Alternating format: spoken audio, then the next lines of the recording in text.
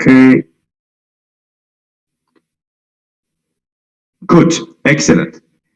So I will share.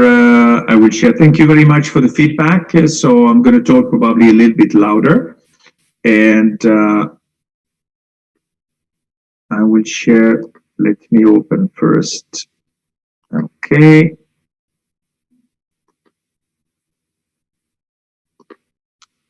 So now I'm going to start. Good. I'm not yet starting. Huh? Put my laser pointer.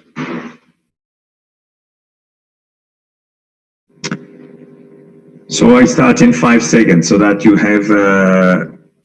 have a clean slot to start with, and I will take away this from my screen.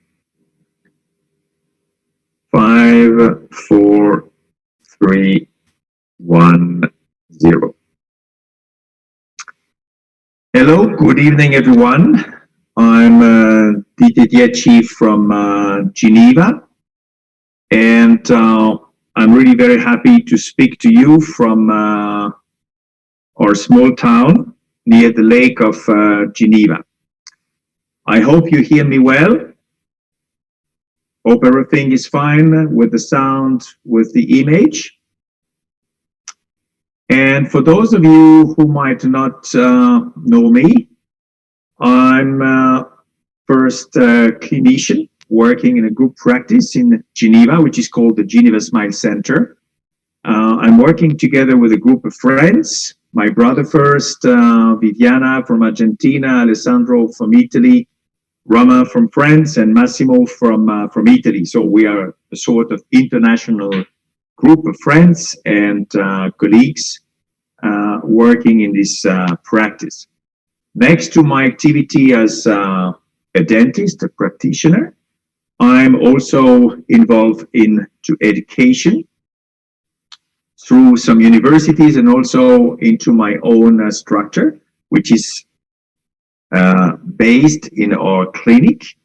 So you see here the lecture room and here the hands-on room. So my focus is to share with people not only theoretical concepts, but also to put them into practice. Now, what I would like to discuss with you tonight is some ideas, some vision about what composite restorations could be today in 2020. This is what I call composite to zero. And I would like to share with you, first some concepts, but even probably more importantly for you, some practical protocols, clinical protocols that might hopefully help you to achieve very good results in a reliable way. It's very important that when you do things, they can be repeated on every single case. So which are the key points? It's first to choose between composite and ceramic. So we might discuss indications first. How can we get a good color? How can we provide good quality and longevity of our restorations with composite? And the form. We need, of course, next to the color to have the form. So the ingredients to success in order to achieve those 4 points is first to be sure about which are the correct indications for composite restorations and what could be our treatment planning. And there are some new tools to help us dealing with complex cases where we wish to use composite. You need to get a good layering and shading concept. Composite is not composite. There are some composites which are much better and much easier to work with in order to achieve high aesthetics on a predictable way. Restorative protocols are very important. You need to get the right step-by-step methodology in order to get good results. And last and not least, we need to use a correct finishing and polishing protocol. Finishing and polishing will provide the primary and secondary anatomy in order to get the best possible results. So let's start first with the indications. There are situations where alternatives do not exist for direct bonding. I start here with a young patient. She got a trauma, fractured both central incisors, and she received those composite restorations in an emergency situation, and they seem not to fit really with the base of the teeth. Everything looks very, very big and bulky. And since the patient had to go through orthodontics, we wanted to replace those restorations in order to prepare the orthodontic treatment in a better way. I would not for now discuss the details of the protocol, but just to show you before and after images to let you understand which the indications of direct bonding are. So young patient, partial restoration, there is nothing better than composite for treating such cases. Before and after, it's also a cost-effective solution, really the best technique we have by today. And here, there is no indication for indirect restorations. There is no indication for CAD/CAM restorations as well. Here, very simple case. Patient is a colleague of mine. He's coming for a course, and his wife, who is also a dentist, told him, look, why don't you have this little class 4 replaced while you are in Geneva with Didier? Okay, why not? We had no specific time plan for that, so we managed the case after the course. Very simple procedure. We haven't used here any index, just a full contour matrix, which we hold with finger. We did a small correction here on the neighboring tooth in order to close the diastema.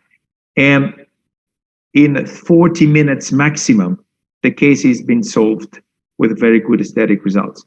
Due to the size and the simplicity of the case, I don't see any alternative indication in a situation like this to direct bonding. Direct bonding is the golden standard for treating such cases. Another typical indication for direct bonding, class 3 and 4, and form corrections. This patient is also a colleague of mine. You see that despite the fact he's a dentist, his hygiene is not ideal. But anyway, he's looking for an improvement of his smile, replacing these old class 3 and 4 restorations. There is also here some tooth wear, a few more problems like gingival recession, but this is not what I was asked to take care of. You see here intraoperative view of the case with this type of cavity configuration. Again, there is no alternative to direct bonding. You might think about using veneers or CAD/CAM or indirect veneers after completing the replacement of class 3 and 4, but this step is mandatory before anything else can be achieved. But here, the patient was satisfied enough with the replacement of the restorations using a direct approach. You see here again, in that situation, nothing better than direct bonding to treat this kind of situation. And for the majority of our patients, they get happy enough with this kind of result. You will see here the full smile. The recession here is not truly visible. It's a much better situation. This is what we can call natural aesthetics. We haven't here any desire or wish of the patient to go through a more comprehensive smile improvement. And this is really, in my eyes, daily practice. We have some more aesthetic, more demanding patients, more demanding cases, but composite can be used also for relatively simple indications. One case that I will use for demonstrating the finishing technique, a patient who received about 10 years ago, direct composite veneers. She was not totally happy with the aging of those veneers. It's true that even though we don't have any medical problem, we don't have any recurrent decay, you see that the surface of those restorations has been aging in a relatively negative way. So here, for economical reasons, as for the first treatment, the patient has chosen for direct composite veneers.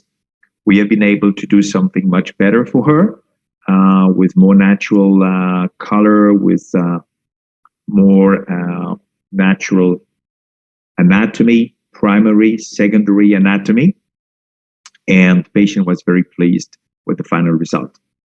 We also corrected the inclination of incisors, because you might have not seen yet, but you will see it a little bit better later in my presentation. We had some retrocline position of the incisors. So we took the opportunity of the new veneers to also correct the tooth position just by additive procedures. So let's now summarize the indications for direct bonding. What I consider is probably the standard of care, class 3, 2, 4, and 5. Of course, I don't know why the 5 has disappeared. Classical decays in the smile frame. We have a lot of good indications for post-orthodontic cases. You will see some of them in a few seconds. Form corrections and improvements. Also, there is an indication of using composite, direct composite, for tooth wear patients before tooth wear is getting too severe. Veneers, you have seen already case, and you will see more details about it later on. Correction of hyperplasia and dysplasia, and hybrid cases. We should not forget that composite can be used to complement what we do with ceramics, so that you don't need to use ceramics on all the teeth. You can do some small form corrections, which might improve the aesthetic result of the work which was done with ceramics.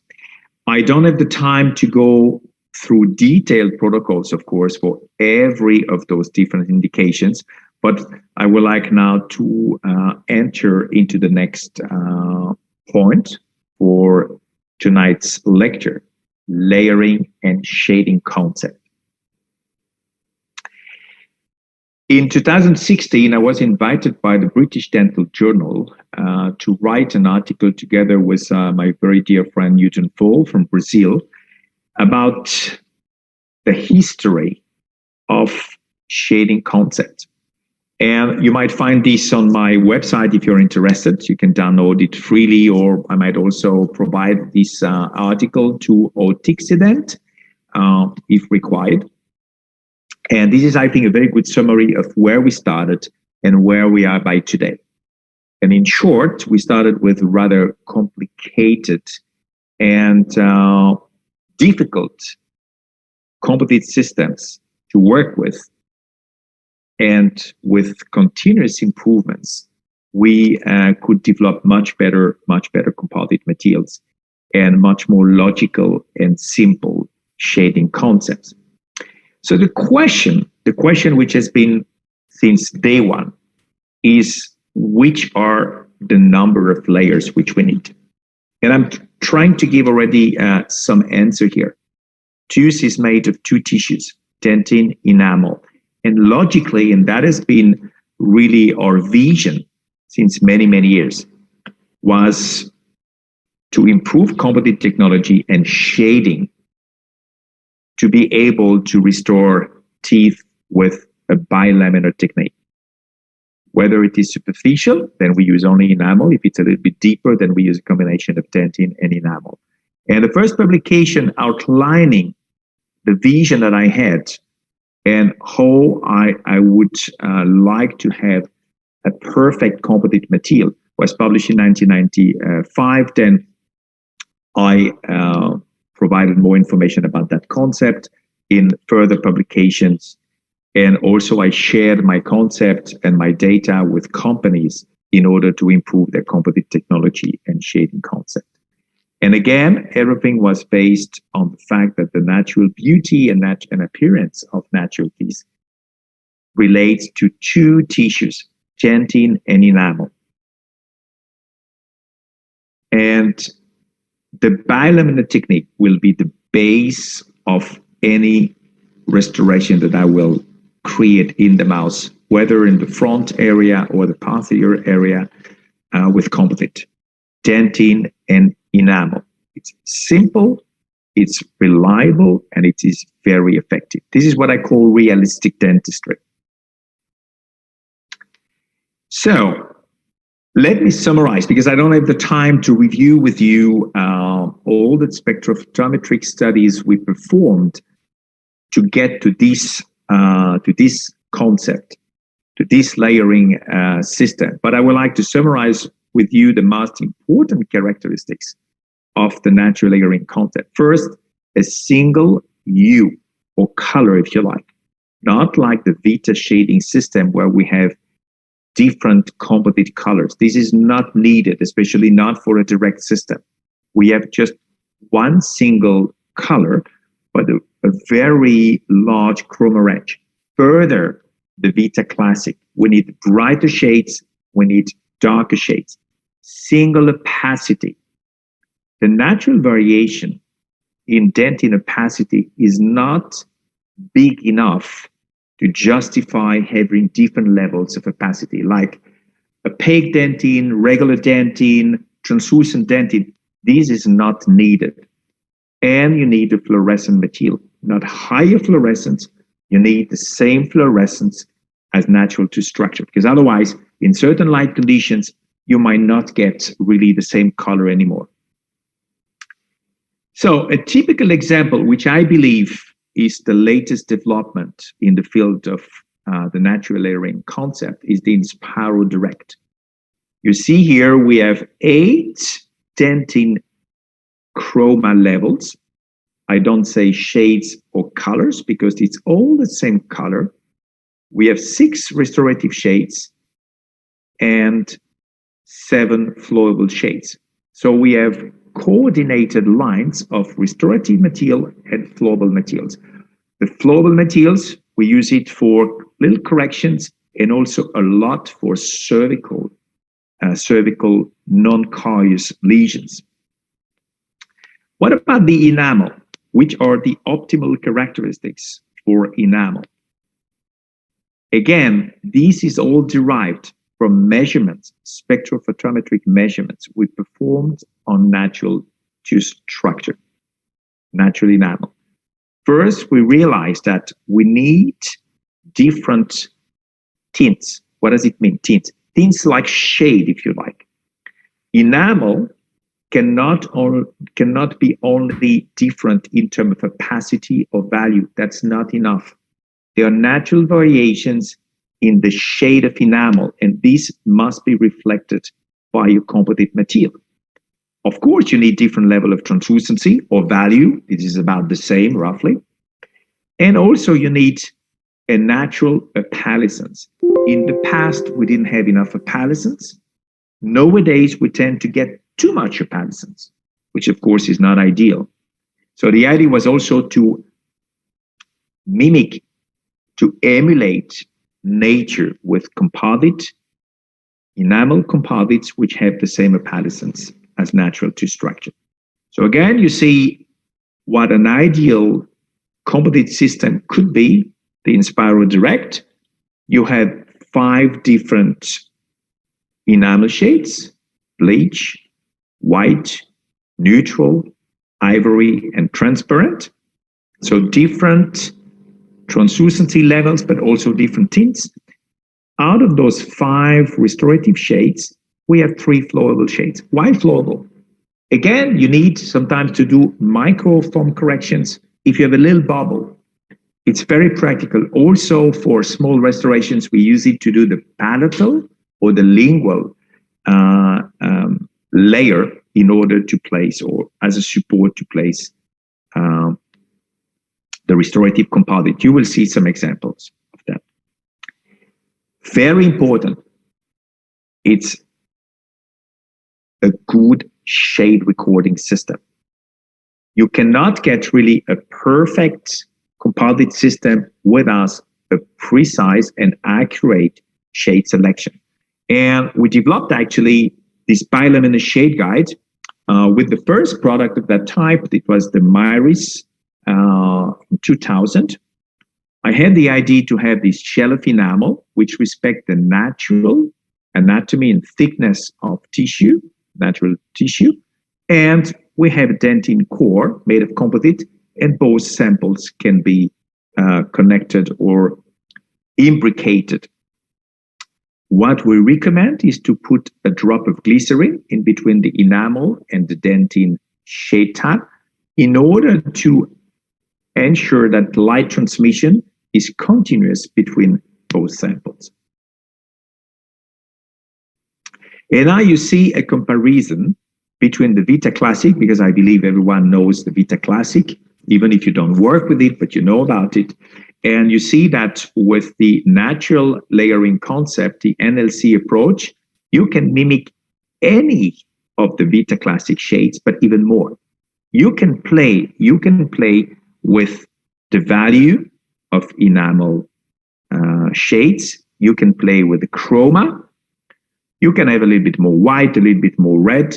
So the beauty of this technique is that it does not only cover the same shades as the Vita Classic, but it's more comprehensive. So if there are gaps, and we know there are gaps with the Vita Classic, you can cover them with the NLC approach. So it's a really very good system in terms of covering all variations of natural tooth color. While I'm explaining this, I am sure that many of you think about some polychromatic teeth they have seen recently that they had to treat. And you might think, but how am I replicating, for instance, a very intensive opalescent halo at the edge of the tooth? You will do that with effect shades. In that specific system, the shade, which is a blue tinted opalescent material, is called azure. You might think about some enamel hypermineralization, some white spots, a little bit of fluorosis. Then you have the ice effect shade. Those are highly filled flowable materials, so they will not fragilize the restorations if you use them. And if you think about outlining the dentine core, the dentine structure, to get a little bit more goldish, warm effects just below the edge of the tooth, then you have an effect shade like chroma. And as you might see here on those images, effect shades have to be placed between the dentine core and the enamel. So this is an additional material that you can use, but only for polychromatic restorations. It's not something that is part of the basic application. So I used as a reference to demonstrate the latest developments in the NLC concept. I used the example of the Inspiro, which is probably one of the most innovative products on the market. The very first generation of NLC has been the Myris and the Myris 2 from Coltin Weldent. And I think another pioneer product was the enamel HFO HRI. There are many other products following the same concept. They are not truly innovative. They are more copies or imitations of those products here. But there is a clear trend on the market, dear colleagues. There is a clear trend. We move toward the NLC concept, bilaminar. Forget about 3, 4, 5 layers. It's too complicated. and not predictable. If you want to get a precise shade recording and shade selection, it's much better with 2 layers than with multiple layers. So now, restorative protocols. I would like to illustrate the restorative protocols going through 3 different cases, and then we'll go with the very last step, which is the finishing and the polishing. I start with a simple case, an old class 4 composite restoration, which resulted from a trauma. It's interesting here to discuss the indication. Who might think about the veneer or even a partial ceramic restorations? Some people use that, but it's very complicated, difficult, expensive. Is it an indication here for CAD/CAM? No, there is no indication. Here again, the direct composite restoration is the golden standard. So how do we approach such simple cases? Especially on a case like this, when there is no foam correction needed, we do an index from the existing situation. If you think about doing some modification, as you will see on the next case, on the third case, we can do a mock-up chairside or in the lab to fabricate the index. But here the index was fabricated from the existing situation. So when we have the index, everything is getting very easy, because the index will allow you to place the first layer of enamel, palatal or lingual. And that will give you the overall restoration outline, also a 3-dimensional reference to build up your restoration. You see here we use very fine spatula. We place this first palatal layer, and then we are ready to start with the dentine core buildup. For such a small restoration, no need to go with anything complicated, only 1 layer of dentine. So you place the dentine, then you shape the dentine. You see that sculpting instrument? It's very sharp. It's like a Peter Thomas number 3 wax instrument that has been designed to shape anterior and posterior composite restorations. You see here the other side of the same instruments to create the lobes. And here we use that instrument also to apply a little bit of effect shade. We use this same azure color because you see that we have a very strong opalescence halo. It's not common for all anti-UTs, but when you see that this opalescent halo is a little bit stronger than usual, then it's a very good solution to emulate the natural tooth appearance in a perfect way. And when you have applied your effect shade, you are ready to complete the restorative phase or build-up phase by using a last layer of enamel. As the restoration doesn't extend very far toward the cervical, I didn't need to use an anatomical matrix. I used only a metal strip. That's enough on a case like this. I can just shape freehand with my hand instrument the distal convexity that I will reshape later on with finishing instruments. You see here the passed up result after finishing and polishing. You need to expect a slight color difference because now neighboring teeth are dehydrated. You see that, by the way, the opalescent halo has nearly disappeared completely. That's due to enamel dehydration. So don't be stressed out. Don't be disappointed at this stage if you don't get a proper color match. It's absolutely normal. And now we get the final result after rehydration. And you see that now neighboring teeth have fully rehydrated, and we have a very, very similar appearance. We have a nice color integration. We have a smooth optical transition from the tooth structure to the restoration. It's easy and predictable with modern composite technology and modern composite layering approach. Bilaminar, simple, with maybe a little touch of effect shade. That's all what we need to get perfect aesthetics in the large majority of cases. Now I would like to introduce the second case. The second case is a young patient who had completed orthodontics. Well, it looks more like a pre-orthodontic treatment, by the way.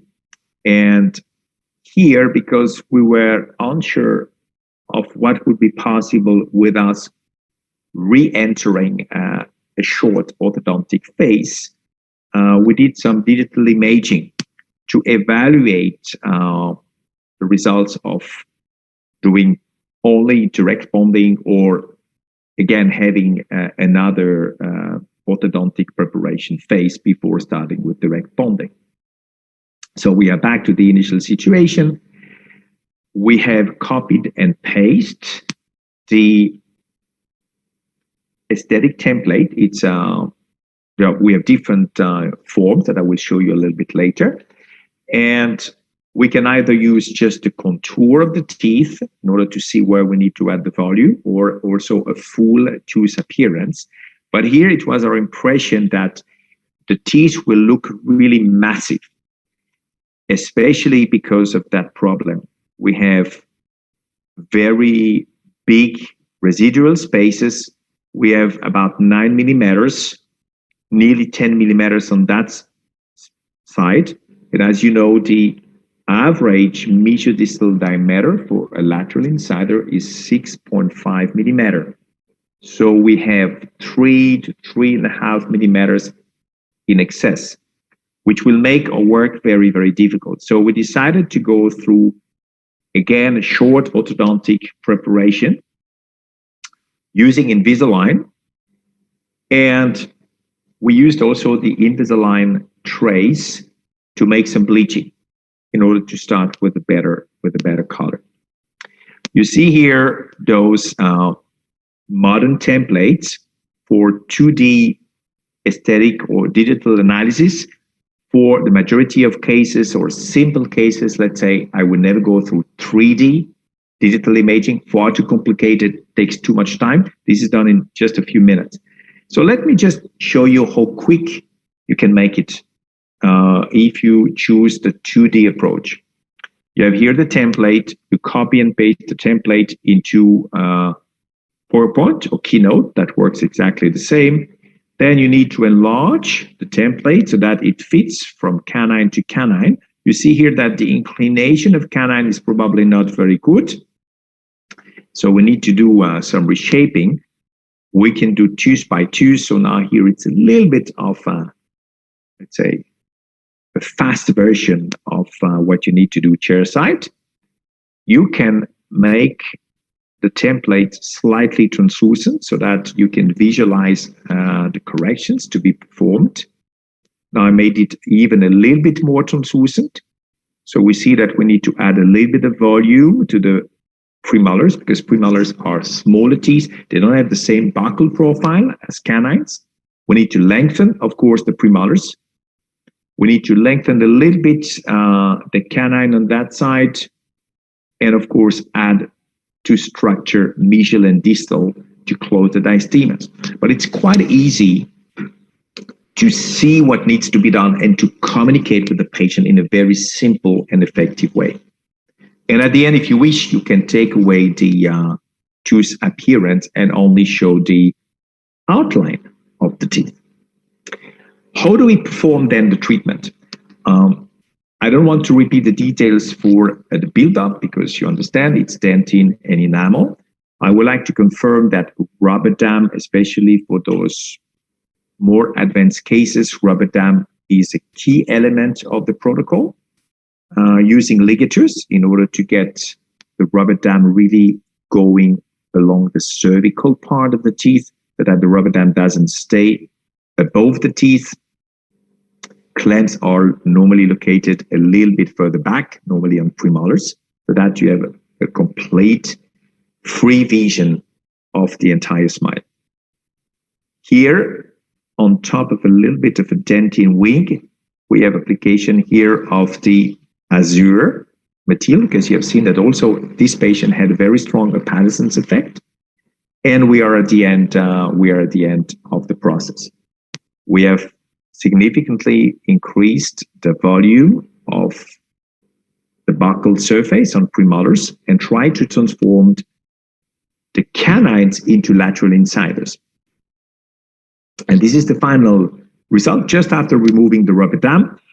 I think here the canine is maybe still a little bit too bulky, so I will do some small corrections later in time. This is the lateral view. We still have, of course, a little bit wide laterals, but when we have orthodontic closure of this missing space because of lateral incisor aplasia, the canine is slightly rotated. They are not in the same position as on a normal patient who has all 6 front teeth. So that this difference in the mesiodistal diameter of canines relative to normal incisors is less visible. So you end up with something which is aesthetically more harmonious. You see that now the volume of the premolar has been modified. Basic build-up approach was to use a body I2, it's like an A2 from the Vita Classic, and skin white. And a little bit of effect shade, white and azure. We used a little bit of white here and azure to emulate the intensive apodescence halo which we have on natural teeth. This is a little later. The patient was not very good at wearing the night guard, unfortunately, to stabilize tooth position. But you see, when everything is rehydrated, everything is stabilized, it's really a nice result. You see from a lateral perspective, nice primary, secondary anatomy, and the full face and smile of the patient who is happy to have recuperated or found again a much more natural smile appearance. This is 1.5 years later. Of course, we don't expect anything to change. I haven't repolished. I didn't touch the surface. We still have a nice glossy surface. Again, we have a little relapse here, maybe of or slight movements of the teeth, but altogether it stays relatively well. So it's a very common indication in those young patients, like in this one. I think it's really interesting.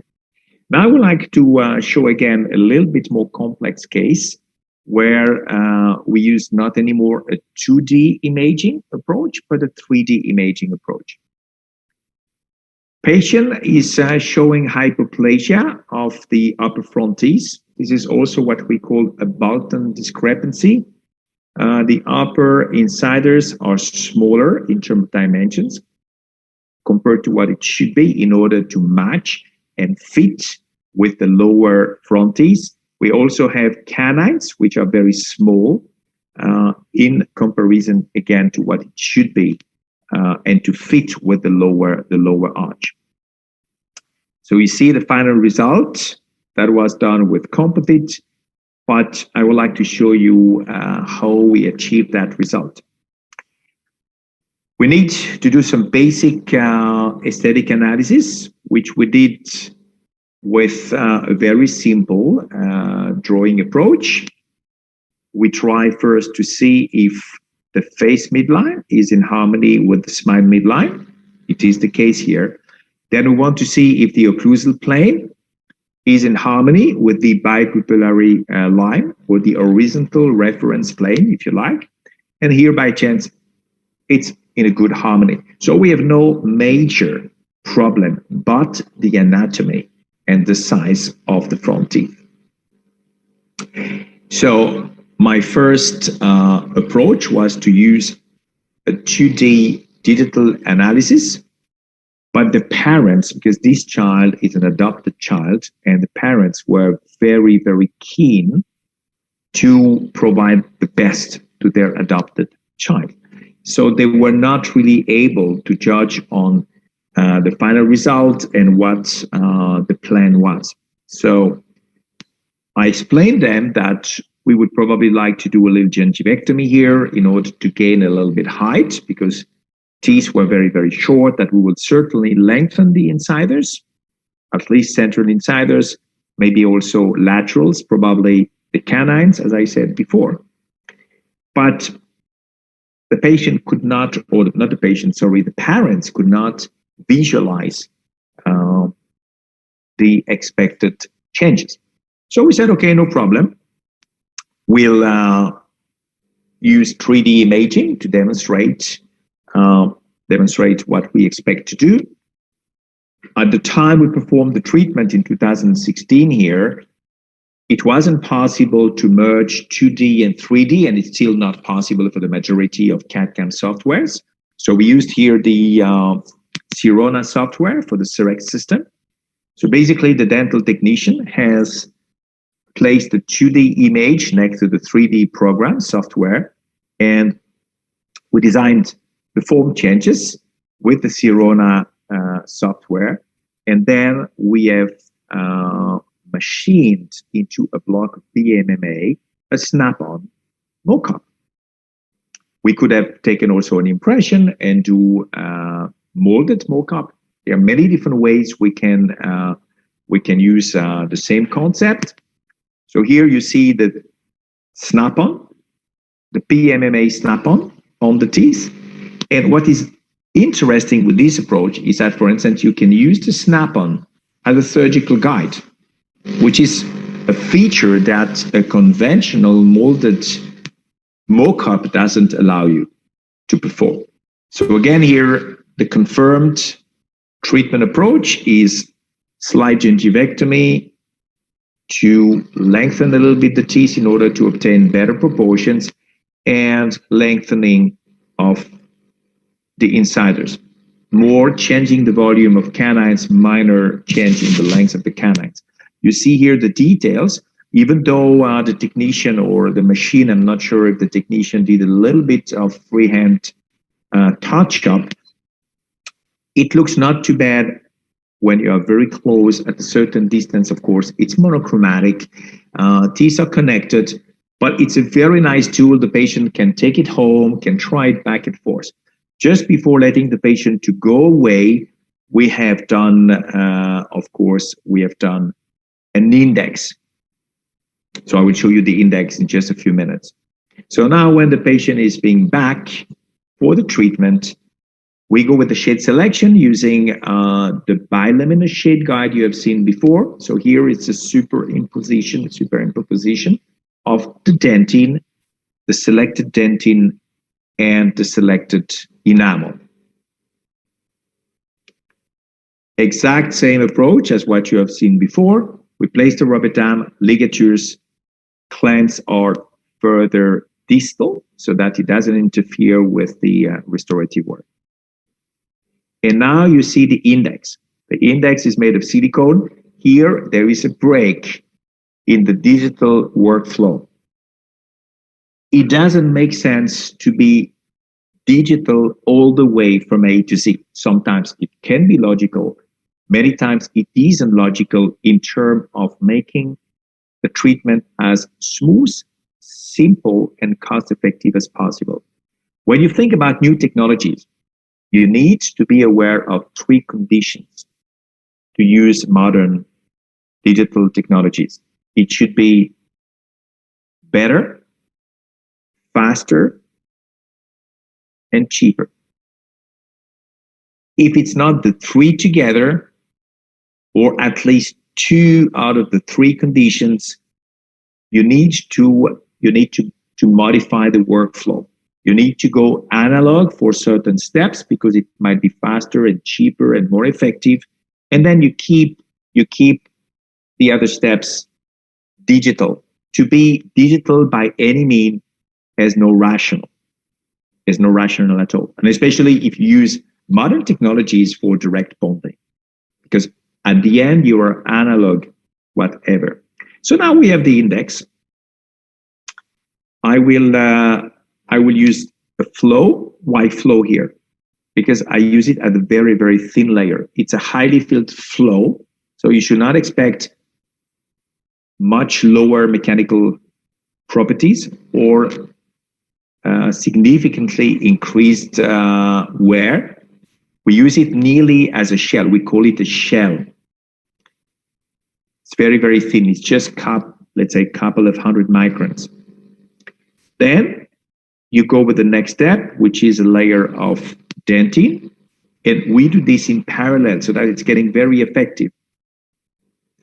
We shape the dentine mamelons with the instruments you have seen before. You cover or you finish your anatomy with enamel. I'm not trying to be very precise, as you see with the enamel placement. It's more important for me to create the volume, not too much excess, of course, but you create the volume, and then you do the primary, or you finalize the primary anatomy, you develop the secondary anatomy with finishing instruments. So that's the situation before removing the rubber dam. Just for your information here, I made the 6 fronties in 2 steps. I did 1 step in the morning, 1 step in the afternoon, so that the patient could have a break. I found that when you treat young patients, teenagers, they can hardly stay quiet for more than an hour and a half, 2 hours. Then they become agitated, they move all the time, and it makes everything very difficult. So we completed the treatment in the afternoon to build up the canines, to do the last details of primary and secondary anatomy. We did also some corrections on the lower. I improved a little bit the canine guidance because that was defective. And we had also some dysplasia dysplasia, hyperplasia on the inside the ledges of the lower fronties, which we corrected also with a composite. Now you see the final result. They are sort of three-quarter veneers, direct, with no prep approach. That's the beauty of direct bonding. It's by nature no prep. And I think that if you have a proper treatment planning, it's going to be more effective, simpler, and less expensive than CAD/CAM restorations.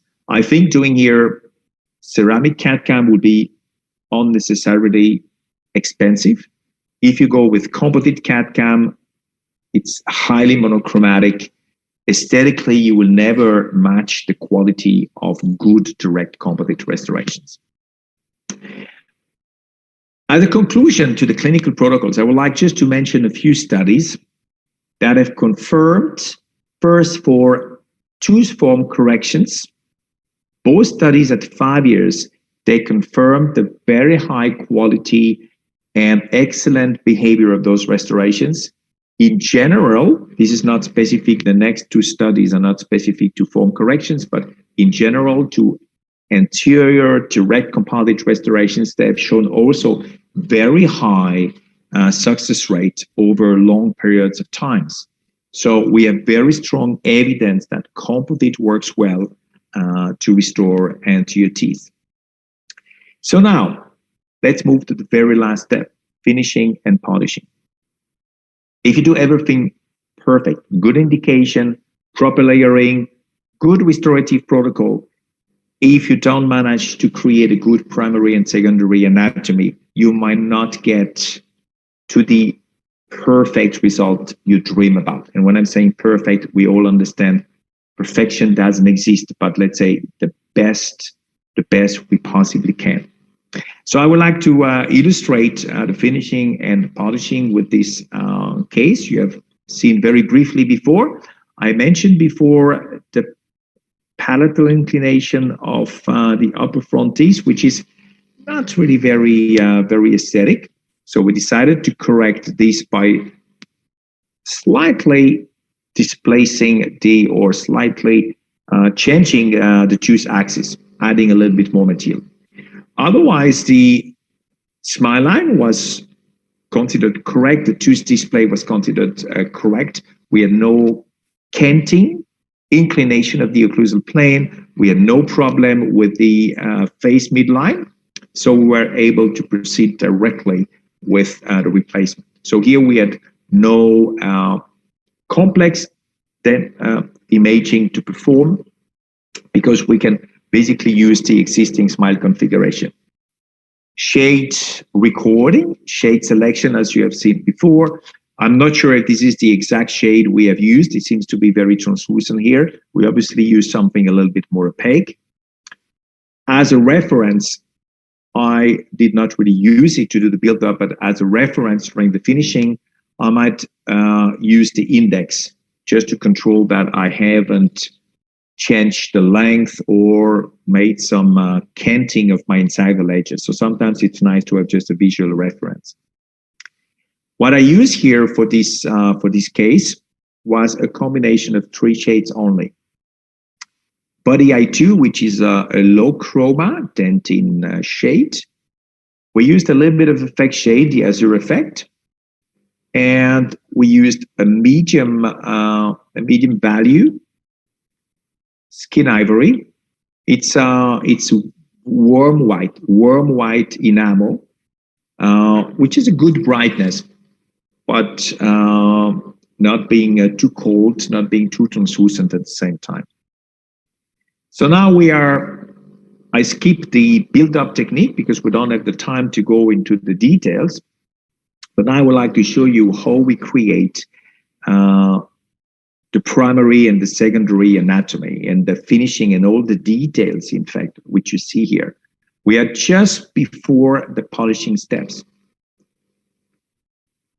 So now I would like to illustrate very, very quickly the 4 steps we need to go through to create the primary anatomy.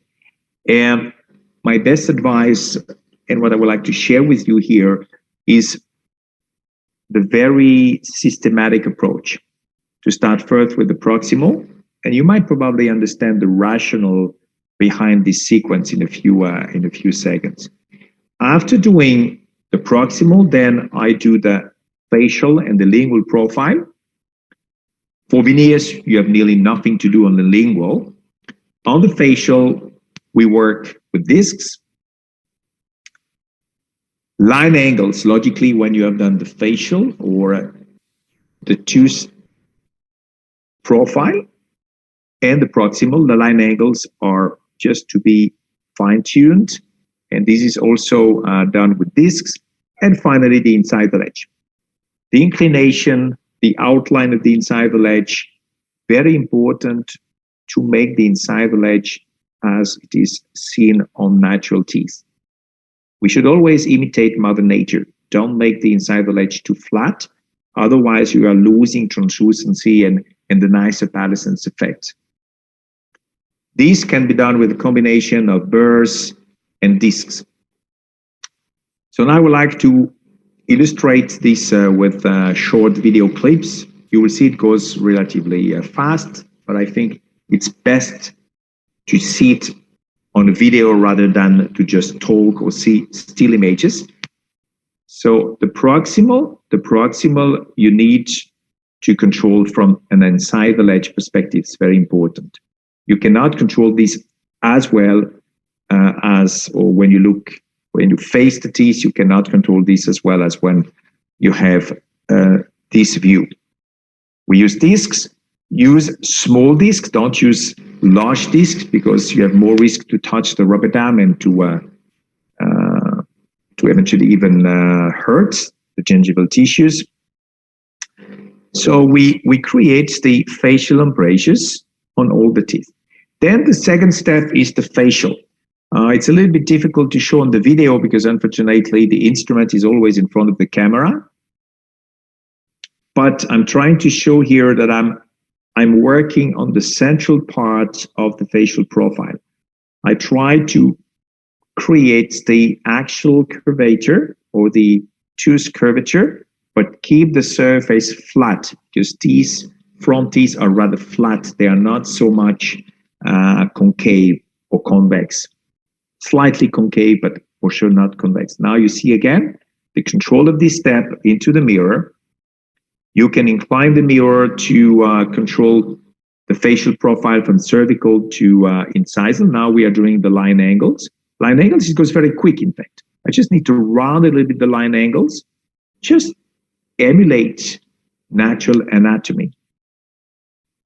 So I'm just rounding now the line angles, and the very last step is the smile line, incisal edges.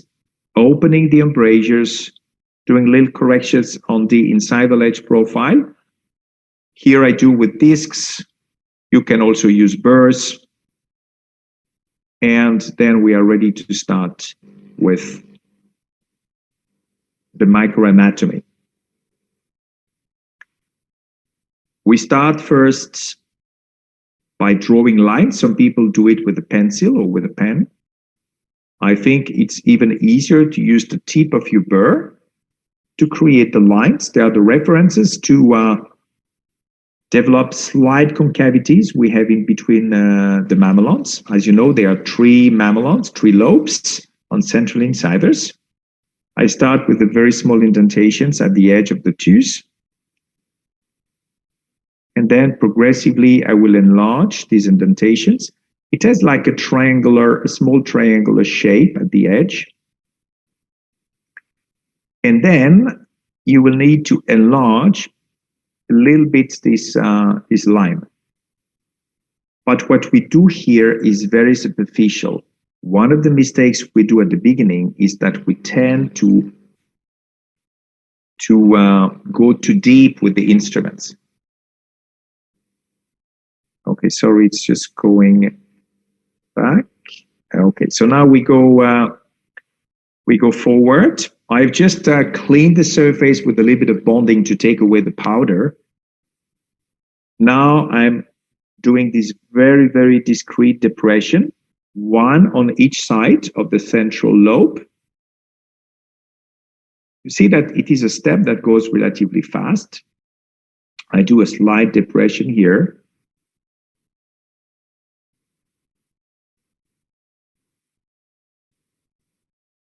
I do an extra little depression here. And we will repeat the same operation on every tooth. Now we go with the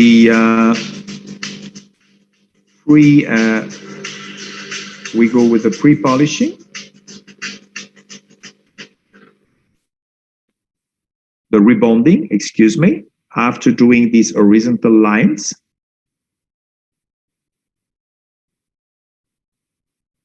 And I use actually here sort of a rebonding to visualize the gloss.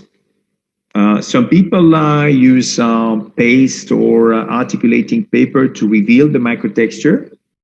In fact, what I do here is to use the bonding to make the surface shiny. So it's helping to visualize what the surface will look like after the polishing. And now you see the surface of those composite restorations after polishing. So you see the secondary anatomy, the horizontal secondary anatomy, the vertical secondary anatomy, and then the gloss, which was achieved with the pre-polishers and the polishers. So now you will see the final step. It's only 2 instruments that I use for the polishing. It's a silicone pre-polisher. This one is from Kerr. It's called Mini Point, Identoflex Mini Point. It's making the surface semi-shiny. In fact, I use the exact same movement as with the burrs, but I'm smoothing the surface. I'm removing a little bit of the roughness, which was created by the burr, what I need. And then I have a very last step with a high luster instrument. It's called actually here high luster. It's also from Kerr.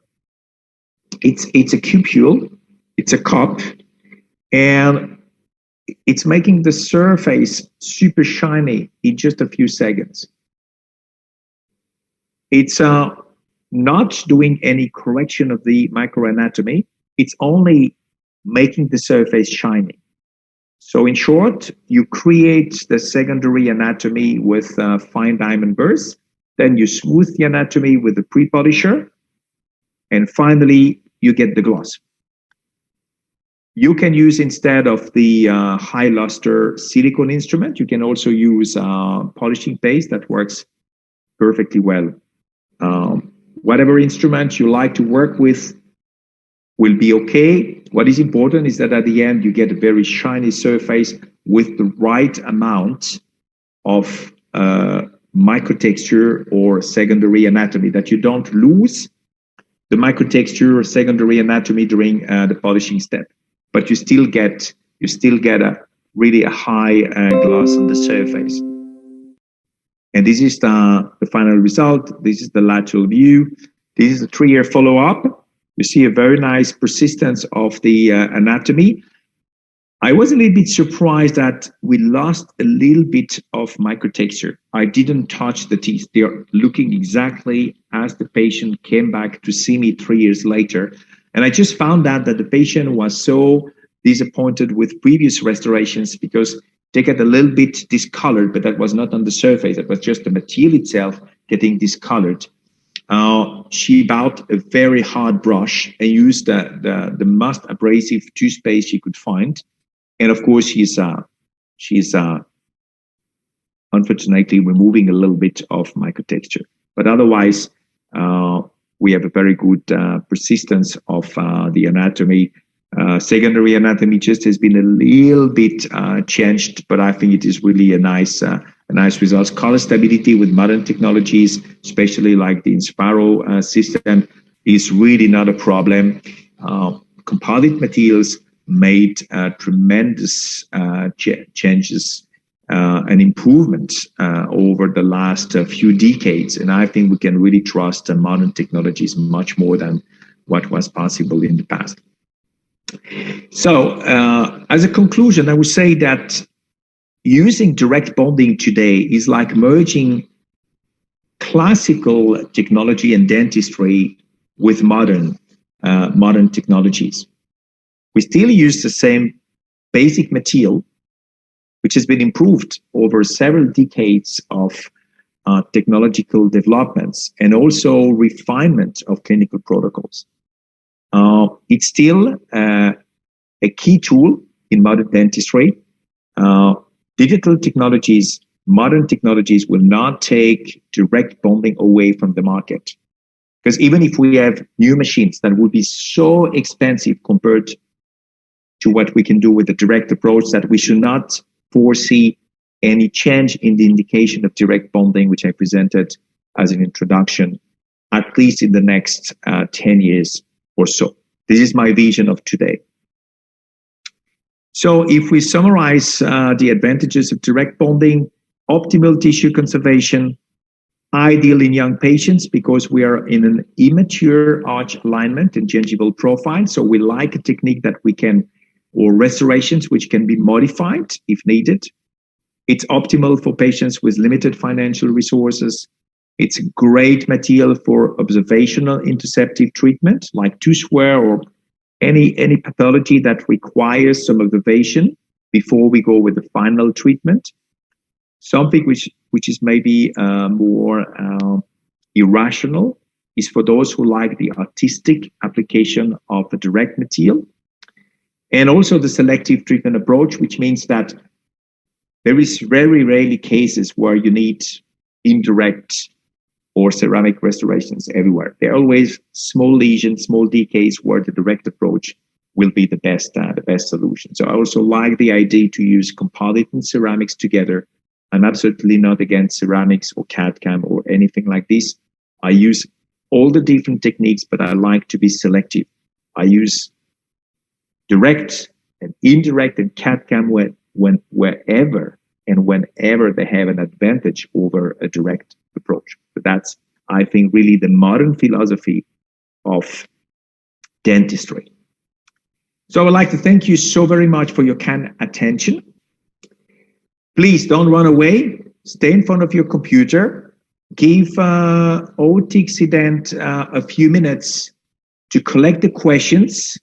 And I'm staying here. I'll be with you in a few minutes, just the time that we put together the questions, and I will answer your questions. So the webinar is not over. Stay with you.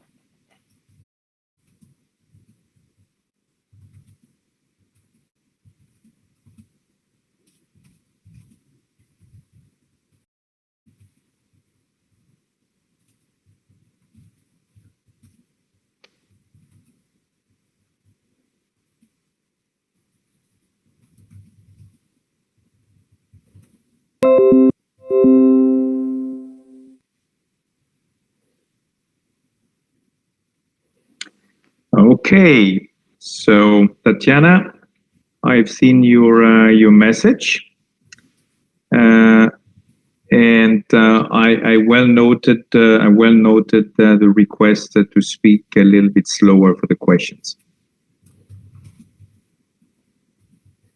It's all clear. I know that I was going a little fast during the presentation. And I mean, the excitement of the presentation, but for the questions,